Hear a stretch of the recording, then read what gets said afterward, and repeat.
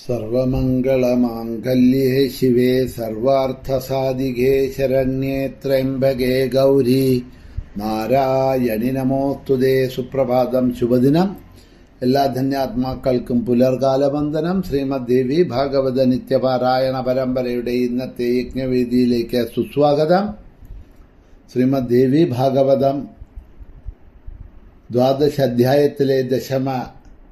ദ്വാദശ സ്കന്ധത്തിലെ ദശമാധ്യായം മണിദ്വീപ വർണ്ണനമാണ് നാം അവലോകനം ചെയ്യുന്നത്. കഴിഞ്ഞ 2 ദിവസങ്ങളിലായിക്കൊണ്ട് 5 കോട്ടകളുടെ വർണ്ണനകൾ നമ്മൾ പറഞ്ഞു. ഇന്ന് അടുത്തതായിട്ടുള്ള 6ാമത്തെ കോട്ടയെയാണ് വർണ്ണിക്കുന്നത്. 58ാമത്തെ ശ്ലോകം ദശമാധ്യായത്തിലാണ് ഈ കോട്ടയെ പറ്റി വർണ്ണിച്ചിരിക്കുന്നത്. പഞ്ചലോഹാത്മകശാലോ മധ്യേ മന്ദാരവാടിക നാനാ പുഷ്പലതാകീർണ നാനാ പല്ലവശോഭിത സർവത്ര ദേവീ നാമ സങ്കീർത്തനം മഹാദേവ്യൈ നമഃ. ദേവിയുടെ 6ാമത്തെ കോട്ട പഞ്ചലോഹം അഥവാ ഗൺമെറ്റൽ എന്ന് നമ്മൾ പറയും, അതുകൊണ്ടുണ്ടാക്കിയതാണ്. 5ാമത്തെ മതിൽക്കെട്ട് കഴിഞ്ഞ് മുന്നോട്ട് പോകുമ്പോൾ 7 യോജന ഉയരമുള്ള ഈ പഞ്ചലോഹ മതിൽക്കെട്ട് കാണാം. കഴിഞ്ഞ പിത്തള കൊണ്ടുണ്ടാക്കിയ മതിൽക്കെട്ടിനും ഈ പഞ്ചലോഹ മതിൽക്കെട്ടിനും മധ്യേയുള്ള സ്ഥലം മന്ദാരവാടി എന്നാണ് അറിയപ്പെടുന്നത്. മനോഹരമായ ഉദ്യാനം. ഇതിലും പലവിധം ഇലകളോടും പുഷ്പങ്ങളോടും ഫലങ്ങളോടും കൂടിയ ലതകളും ചെടികളുമുണ്ട്. ഇതിന്റെ ഭരണാധികാരം ശരത് ഋതുവിനാണ്. ഈ ഋതുവിന് ഇഷലക്ഷ്മി, ഊർജലക്ഷ്മി എന്നിങ്ങനെ പേരുകളോടുകൂടിയ 2 ഭാര്യമാരുണ്ട്. അനേകം സിദ്ധന്മാരും സാധ്യന്മാരും ഇവിടെ അവരവരുടെ ഭാര്യമാരോടുകൂടി താമസിക്കുന്നു എന്ന് 6ാമത്തെ കോട്ടയായ പഞ്ചലോഹം കൊണ്ടുണ്ടാക്കിയ കോട്ടയും അവിടെ കാണപ്പെടുന്നതായിട്ടുള്ള മന്ദാരവാടികയെയും കുറിച്ച് പറഞ്ഞ് അടുത്തതായിട്ട് 7ാമത്തെ കോട്ടയെയാണ് വിവരിക്കുന്നത്. ദശമസ്കന്ധത്തിലെ 61ാമത്തെ ശ്ലോകത്തിലാണ് ഈ കോട്ടയെ വർണ്ണിക്കുന്നത്. ദീപ്യമാനോ മഹാശൃംഗൈ വർത്തതേ രൗപ്യശാലക പാരിജാതാടവീ മധ്യേ പ്രസൂനസ്തഭഗാൻവിധ സർവത്ര ദേവീ നാമ സങ്കീർത്തനം മഹാദേവ്യൈ നമഃ. പഞ്ചലോഹ മതിൽക്കെട്ട് കടന്ന് മുന്നോട്ട് പോകുമ്പോൾ കാണുന്നതാണ് വെള്ളി കൊണ്ട്, സിൽവർ അഥവാ വെള്ളി കൊണ്ടുണ്ടാക്കിയ മതിൽക്കെട്ടാണ് 7ാമത്തെ മതിൽക്കെട്ട്. ഈ മതിൽക്കെട്ടിനുമുണ്ട് 7 യോജന ഉയരം. ഈ വെള്ളി മതിലുകൾക്കും ഈ പഞ്ചലോഹ മതിലുകൾക്കും ഈ വെള്ളി മതിലുകൾക്കും പഞ്ചലോഹ മതിലിനും നടുവിലുള്ള ഉദ്യാനത്തിന്റെ പേര് പാരിജാതവനം എന്നാണ്. ഇവിടെ ഉണ്ടാകുന്ന പുഷ്പങ്ങളുടെ പരിമളം 10 യോജന പര്യന്തം വീശുന്നതാണ്. ഈ പാരിജാതവനം ഭരിക്കുന്നത് ഹേമന്ത ഋതുവാണ്. ഈ ഋതുവിന് സുഹശ്രീ, സഹസ്യശ്രീ എന്നിങ്ങനെ പേരുകളോടുകൂടിയ 2 ഭാര്യമാരുണ്ട്. ഇവർ 3 പേരും ചേർന്ന് അവിടെയുള്ള ആയുധോപകരണങ്ങളോടുകൂടി കാമികളായ ജനങ്ങളെ സദാ രമിപ്പിച്ചുകൊണ്ടിരിക്കണു.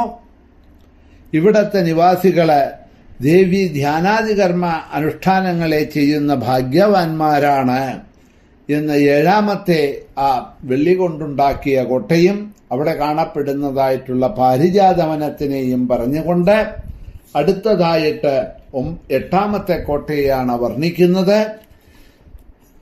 65ാമത്തെ ശ്ലോകത്തിലാണ് 8ാമത് ഉള്ള ഈ കോട്ടയുടെ വർണ്ണനം.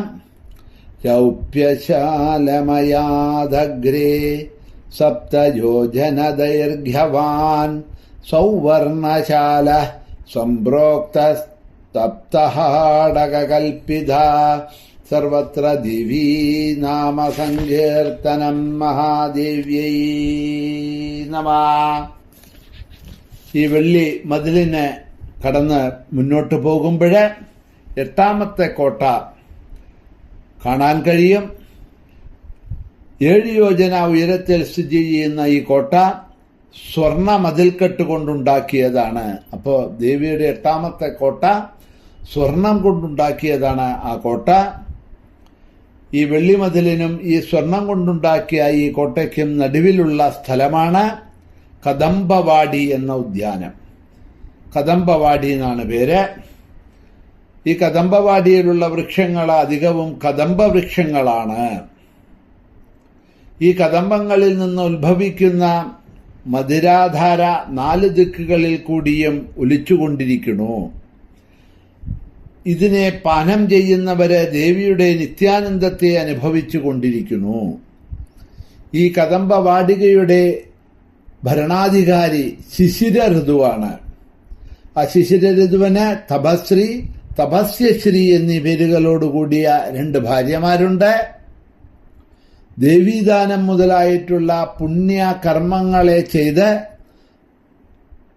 ചെയ്തിട്ടുള്ള മഹാസിദ്ധന്മാര് അവരവരുടെ ഭാര്യമാരോടും പരിവാരങ്ങളോടും കൂടി സുഖമായിക്കൊണ്ട് ഇതാ ഈ കദംബവാടിയിൽ വർത്തിക്കുന്നു എന്ന് 8ാമത്തെ കോട്ടയെ പറഞ്ഞതിന് ശേഷം അടുത്തതായിട്ടുള്ള 9ാമത്തെ കോട്ടയെയാണ് 71ാമത്തെ ശ്ലോകത്തിൽ വർണ്ണിക്കുന്നത്. സ്വർണശാലമയാധഗ്രേ മുനിയോജനദൈർഘ്യവാൻ പുഷ്യരാഗമയശാല കുങ്കുമാരുണ വിഗ്രഹ സർവത്ര ദേവീ നാമ സങ്കീർത്തനം മഹാദേവ്യൈ നമഃ. 9ാമത്തെ ഇതായിട്ടുള്ള ഈ കോട്ട പുഷ്പരാഗം കൊണ്ട് നിർമ്മിതമാണ്. ഇംഗ്ലീഷിലെ യെല്ലോ സഫയർ എന്നാണ് പുഷ്പരാഗത്തിന് പറയുക. ഈ സുവർണ മതിൽ കെട്ട് കടന്നു ചെന്നാൽ അടുത്തത് പുഷ്പരാഗം കൊണ്ട് ഉണ്ടാക്കിയപ്പെടുന്നതായിട്ടുള്ള മതിൽക്കെട്ടാണ്. 7 യോജന ഉയരം ഇതിനുമുണ്ട്. ഇവിടെ ഭൂമിയും വൃക്ഷങ്ങളും ലതകളും ചെടികളും വനങ്ങളും ഉപവനങ്ങളും ഉദ്യാനങ്ങളും തടാകങ്ങളും താമരകളും മൃഗങ്ങളും പക്ഷികളും എന്നുവേണ്ട സകലതും കുങ്കുമാരുവർണ്ണമായും ഇവിടെ സ്ഥിതി ചെയ്യുന്നു. അതുകൊണ്ട് ഈ ഭാഗത്തിന് രത്നസാലം എന്ന ഒരു പേര് കൂടെ ഇതിന് പറയുന്നുണ്ട്.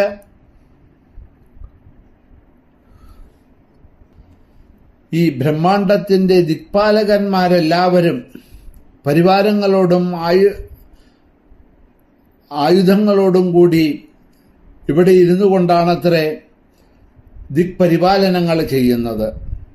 ഈ 9ാമത്തെ പുഷ്പരാഗം കൊണ്ടുണ്ടാക്കിയ ദേവിയുടെ ഈ കോട്ടയിൽ ഇരുന്നു കൊണ്ട് കിഴക്ക് ഭാഗത്ത് ഇന്ദ്രന്റെ അമരാവതി, കിഴക്ക് തെക്കേ കോണിലായിട്ട് അഗ്നിയുടെ അഗ്നിപുരി, തെക്കുഭാഗത്ത് യമധർമ്മന്റെ യമപുരി, തെക്കു പടിഞ്ഞാറേ കോണിൽ നിർഋതിയുടെ പുരി, പടിഞ്ഞാറ് ഭാഗത്ത് വരുണന്റെ വരുണപുരി, പടിഞ്ഞാറ് വടക്ക് കോണിലായിക്കൊണ്ട് വായുവിന്റെ വായുപുരി, വടക്കു ഭാഗത്ത് കുബേരന്റെ കുബേരപുരി, വടക്ക് കിഴക്കേ കോണിൽ രുദ്രന്റെ ഈശാനുകോണിൽ രുദ്രപുരി. ഇങ്ങനെയാണ് അഷ്ടദിക്പാലകന്മാരുടെ 8 പേരുകളും 8 പുരികളും അവിടെ സ്ഥിതി ചെയ്യുന്നത്.